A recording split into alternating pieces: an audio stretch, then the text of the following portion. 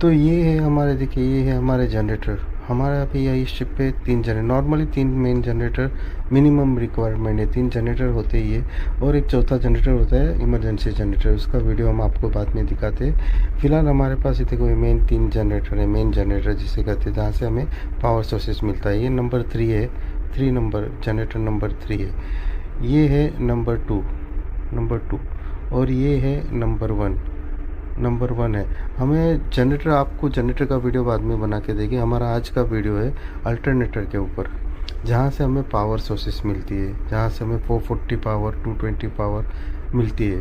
तो ये है, इसको अल्टरनेटर कहा जाता है, ठीक है ना, अल्टरनेटर इससे कहा जाता है। इसके अंदर भी काफ़ी सारे पार्ट्स होते हैं। रोटर होता है, बेयरिंग होता है, स्टेटर होता है, एक्सटेटर होता है, एवीआर होता है, automatic voltage regulator, cooling fan होता है, टर्मिनल बॉक्स होता है। एक उसका सबका अलग अलग अपना फंक्शन है। जैसे रोटर है, रोटर का फंक्शन है rotating the part of the produce of the magnetic field, वो मैग्नेटिक फील्ड बनाती है। वो स्टेटर होता है जो उसको एसी वोल्टेज को इंडक्ट करता है। एवीआर है, ऑटोमेटिक वोल्टेज रेगुलेट करता है। बेयरिंग है उसका सपोर्ट के लिए, सपोर्ट उसका एक्चुअली जो रोटरिंग शाफ्ट है उसको सपोर्ट के लिए होता है बेयरिंग। कूलिंग फैन है जिसका वो ठंडा करने के लिए, उसका अंदर काफ़ी गर्मी होती है तो उसको कूलिंग के लिए होता है। और केबल होता है जिसे टर्मिनल बॉक्स कहा जाता है। हम वायर दिखाते हैं आपको। देखिए ये है, देखो तीनों जनरेटर के वायर है। जो टर्मिनल बॉक्स से आउटपुट निकलता है, जहाँ से 440 निकलता है, 220 नहीं निकलता है, यहाँ से 440 निकलता है। 220 के लिए एक ट्रांसफॉर्मर होता है, ये 440 आपका ट्रांसफॉर्मर में जाता है, वहाँ से फिर 220 निकलता है। तो ये 440 डायरेक्ट आपका बस बार में जाता है, ठीक है ना, बस बार में जाता है।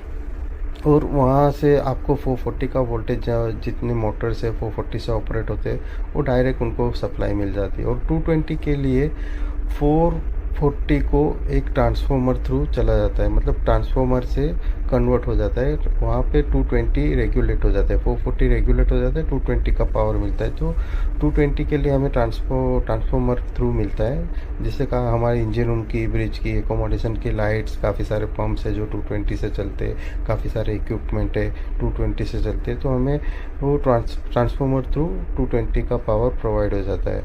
और इसमें से आपको 440 का ही पावर प्रोडक्ट होता है, ठीक है ना, वो सीधा बस बार में जाता है।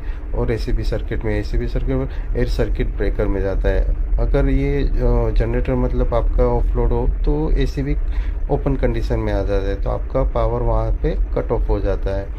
तो मेन हमारा है पावर, जहाँ से हमें पावर सोर्सेज मिलती है, इलेक्ट्रिक पावर सप्लाई होती है, वो चीज़ है ये अल्टरनेटर। ये जनरेटर के साथ ही कनेक्टेड होता है। ये देखिए आपको दिखाता हूँ, ये पूरा जनरेटर का हेड है। यहाँ पे देखिए, यहाँ पे वो कनेक्ट होता है, उसको कनेक्ट करता है, कपलिंग वहाँ पे कनेक्ट करती है। तो ये है हमारा अल्टरनेटर। यहाँ से पावर हमें सप्लाई होती है, जिसका वो टर्मिनल बॉक्स हम आपको दिखाते हैं कहाँ से उसका आउटपुट जाता है। तो ये है, देखो इसका ये टर्मिनल बॉक्स है, यहाँ से आपको 440 वायर पावर की सप्लाई हो जाती है, ये पावर से यहाँ से। तो ये मेन बेसिक पर्पस है हमारा, आपको पावर कहाँ से आती है वो दिखाना है।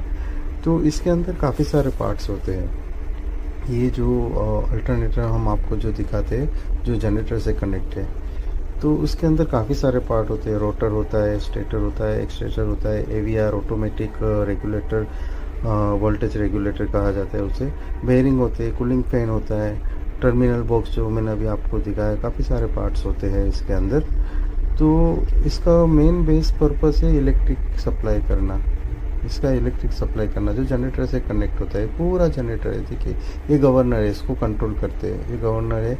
यहाँ पे उसको आरपीएम दिखाते हैं, कितना रेवोल्यूशन पर चलता है, कितना आरपीएम पे चलता है। यहाँ पे सारे पैरामीटर्स है, फ्यूल टेम्परेचर्स, प्रेशर्स वगैरह सब दिखाते हैं। लेकिन मेन बेसिक हमारा पर्पस है वीडियो बनाने का, आपको पावर के बारे में जानना, क्योंकि काफ़ी सारे सेपर्स को पता नहीं है कि ये जनरेटर चलने से पावर आता है इनको। तो आप ये हमेशा थोड़ा ध्यान रखिए, ये अल्टरनेटर से हमें पावर मिलता है। जो अल्टरनेटर जो है इलेक्ट्रिक मशीन से कनेक्ट होता है, यानी जनरेटर से कनेक्ट होता है, वो कन्वर्ट करता है, मैकेनिकल एनर्जी को कन्वर्ट करके वो इलेक्ट्रिक एनर्जी में, एसी पावर में हमें देता है। तो इसका मतलब बेसिक यही है, उसका वर्किंग प्रिंसिपल ये है, जैसे शाफ्ट रोटेशन होता है, उसके बाद रोटर में जाता है, जो अल्टरनेटर में होता है रोटर में जाता है, वहाँ से मैग्नेटिक फील्ड क्रिएट करता है स्टेटर से, फिर ऐसी इलेक्ट्रिसिटी जो क्रिएट होती है वो हमें सीधे मेन स्विच बोर्ड में जाती है, जो 440 की होती है ना, ठीक है ना। तो ये मेन इसका बेसिक पर्पस है, ये इसका मेन बेसिक पर्पस है। तो मेरा मतलब वीडियो बनाने का यही मकसद था कि आपको पता चले कि ये जो नए फील्ड में आए उसको पता चले कि ये हमें पावर कहाँ से मिलती है, नहीं कि जनरेटर से। जनरेटर सिर्फ अल्टरनेटर को रोटेट करते हैं, हमें पावर मेन मिलती है अल्टरनेटर से मिलती है। तो मेन मेरा वीडियो बनाने का मकसद बस वही। उसमें भी जो हमें 220 की मिलती है, वो भी जो 440 की जाती है, जिसे 440 की रिक्वायरमेंट जो मशीनरी को है, जो पंप को है, जो मोटर को है, वो तो डायरेक्ट चली जाती है। लेकिन 220 के भी काफ़ी सारे होते हैं, जिसे 220 की सप्लाई देनी होती है। काफ़ी सारे इक्विपमेंट होते हैं जिसे 220 सप्लाई देनी होती है, तो उसे हम ट्रांसफार्मर थ्रू उसको सप्लाई देते हैं, जो 440 को कन्वर्ट कर देता है 220 में, ठीक है ना। और 220 के बाद भी हमें काफ़ी सारी सप्लाई होती है, 24 वोल्ट, 12 वोल्ट, 6 वोल्ट। तो उसके लिए भी हमें रेगुलेटर या फिर पीसीबी थ्रू या फिर वहाँ पे भी छोटा ट्रांसफार्मर लगा के वो सप्लाई हम करते हैं। तो ये मेरा वीडियो बनाने का पर्पस बस यही था कि जो न्यू फील्ड में आए, जिसे थोड़ा सा पता चले कि भाई जनरेटर तो चलता है, उसको रोटेट करता है, अल्टरनेटर को रोटेट करता है, तो मेन पावर हमें अल्टरनेटर से ही सप्लाई होती है, ठीक है ना। थैंक यू भाई। वीडियो पसंद आए तो प्लीज़ लाइक कीजिए, शेयर कीजिए। तो गाइस, अल्टरनेटर के बारे में हमने आपको बेसिक चीज़ तो समझा दी, अभी हम चलते इमरजेंसी जनरेटर रूम में चलते हैं। तो अच्छा, ब्लैकआउट हो जाए, शिप ब्लैकआउट हो जाए तो क्या होता है? नॉर्मली शिप ब्लैकआउट नहीं होता है, लेकिन कभी कभार हो जाता है। नॉर्मली हमारा एक जनरेटर चालू होता है, तो अगर वो जनरेटर में कोई दिक्कत आ गई तो उसके बाद एक फर्स्ट स्टैंड बाय होता है, फर्स्ट जनरेटर चालू होता है। उसके बाद अगर उसमें भी कोई प्रॉब्लम हो गई तो second stand by generator start हो जाता है। अगर उसमें भी कोई इशू हो गया तो उसके बाद एक जनरेटर होता है, जिसे इमरजेंसी जनरेटर कहते हैं। तो हम आपको वो इमरजेंसी जनरेटर दिखाते हैं। नॉर्मली 3 जनरेटर हमारे मेन जनरेटर होते हैं। अगर तीनों जनरेटर में प्रॉब्लम हो गई तो एक इमरजेंसी जनरेटर होता है। तो इमरजेंसी जनरेटर हम आपको दिखाते हैं। तो ये है हमारा इमरजेंसी जनरेटर, देखिए ये है हमारा इमरजेंसी जनरेटर। छोटा सा होता है, लेकिन ये इमरजेंसी इक्विपमेंट इसे कहा जाता है, क्रिटिकल इक्विपमेंट। तो इमरजेंसी में हम लोग इसको चालू करते हैं। तो ये है इसका पैनल बोर्ड, ये इसका पैनल बोर्ड, इसका प्रोसीजर हम आपको समझाते हैं क्या है प्रोसीजर। और देखिए ये यहाँ से इसका सम्प लेवल, जो लुब्रिकेशन ऑयल होता है, सम्प लेवल चेक किया जाता है यहाँ से। और ये है इसका रेडिएटर है ये, ठीक है ना। इसमें कूलेंट होता है, पानी के साथ एक कूलेंट होता है जो ये जनरेटर को कूलिंग देता है, कूलिंग करता है। तो इसके अंदर कूलेंट होता है। तो ये नॉर्मली हम लोग रूटीन में ये सब चेक करते हैं। तो ये है हमारा इमरजेंसी जनरेटर। और ये है इसका पैनल बोर्ड, मतलब जो कंट्रोल पैनल होता है वो पूरा कंट्रोल पैनल है। यहाँ से जो भी इमरजेंसी सोर्सेज है, मतलब इमरजेंसी पावर हमें चाहिए, वो सब हमें इमरजेंसी जनरेटर से मिलते हैं जब भी हमारा मेन जनरेटर काम नहीं करता है। तभी ये इसमें काफ़ी सारे, जैसे ब्रिज के काफ़ी सारे क्रिटिकल इक्विपमेंट, कंपास हो, 0x, मतलब बहुत सारे ब्रिज के इक्विपमेंट यहाँ से पावर सप्लाई होती है। फिर कंप्रेसर, मेन एयर कंप्रेसर का एक कंप्रेसर, इमरजेंसी स्टीयरिंग जो होता है, स्टीयरिंग के कुछ पावर एक मोटर में पावर जाता है। मतलब काफ़ी सारे इमरजेंसी के इक्विपमेंट यहाँ से पावर सोर्सेज हमें मिलते रहते हैं। तो अभी इसका प्रोसीजर हम आपको बता दें कि क्या है। ये देखिए पैनल बोर्ड है। अभी देखिए आपको दिखा रहा हूँ, ये ऑटो मोड पे है, ठीक है ना। नॉर्मली क्या होता है, अगर शिप्स ब्लैकआउट हो जाता है तो ये 45 to 48 सेकेंड में अपने आप चालू हो जाता है, अपने आप चालू हो जाता है और अपने आप लोड में आ जाता है। तो ये 45 to 48 सेकेंड्स लेता है। फिर इसके बाद जो भी इमरजेंसी इक्विपमेंट है वो हम लोग ऑपरेट कर सकते हैं, जब तक हमारा मेन सोर्सेस यानी मेन जनरेटर जब तक स्टैंड बाय मतलब चालू ना हो, तब तक हम यहाँ से इसका पावर यूज़ कर सकते हैं। दूसरा इसका मोड है, अगर मैनुअल में चालू करना हो तो इसको मैनुअल में मोड में ले, अभी देखो ये ऑटो पे है, उसके बाद इसको मैनुअल में ले जाना पड़ेगा। तो मैनुअल में कैसे ले जाए? मैनुअल में ले जाने के लिए यहाँ पे देखो एक मैनुअल स्विच है, ये ऑटो है, ये मैनुअल है। तो इसको आप प्रेस करोगे, इसको प्रेस करोगे तो ये मैनुअल मोड पे चला जाएगा। मैनुअल मोड पे जाने के बाद इसको जैसे स्टार्ट है, स्टार्ट कीजिए, स्टार्ट हो जाएगा, बस चालू हो जाएगा। ये स्टॉप का है। और इसका थर्ड प्रोसीजर है, अगर ये भी काम नहीं किया, ये सारे देखो यहाँ पे बैटरी है, ये बैटरी से स्टार्ट होता है। और थर्ड प्रोसीजर मैं आपको दिखाता हूँ। ये देखिए, ये है स्प्रिंग लोडेड यूनिट है, स्प्रिंग लोडेड यूनिट। ये इसके अंदर एक स्प्रिंग होती है, बहुत ही ज़बरदस्त स्प्रिंग होती है। तो ये इसका लीवर होता है। ये यहाँ पे देखिए, मैं आपको लीवर दिखाता हूँ। ये देखिए, ये इसका लीवर होता है, ठीक है ना, ये लीवर होता है। इसको यहाँ पे कनेक्ट किया जाता है, यहाँ पे कनेक्ट किया जाता है। उसको टर्न घुमाया जाता है, इसको टर्न घुमाया जब तक ये मार्क है अपना। मैं पहले टूल रख देता हूँ। देखिए, ये जब तक ये मार्क है ना, अभी ग्रीन पे है, देखो दिखा रहा हूँ।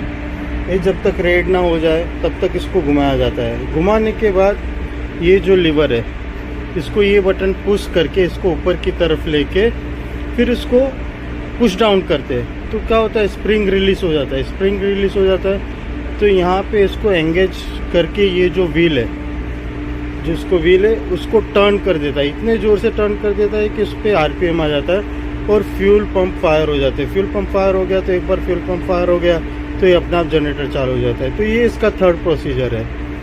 नॉर्मली मैं आपको बेसिक मतलब एकदम सिंपल लैंग्वेज में समझाऊँ तो इसका जो अभी आपको मैंने टूल दिखाया, टूल कनेक्ट करिए, इसको घुमाइए, लेकिन इसको लीवर को ऊपर कीजिए, लेकिन उसको पुश डाउन करने के पहले ये टूल जो भी लगाया था उसको निकालना ज़रूरी है, नहीं तो आपका एक्सीडेंट हो सकता है। तो फॉर सेफ्टी जब ये रेड मार्क आ जाए तो ये ध्यान रखिए कि टूल आपको निकालना है, ठीक है ना, नहीं तो टूल भी साथ में घूमेगा तो आपको हाथ में लग सकता है, चोट लग सकती है। तो टूल घुमाना है, उसके बाद इसको लीवर पुश डाउन करना है तो अपना आप ये जनरेटर स्टार्ट हो जाएगा।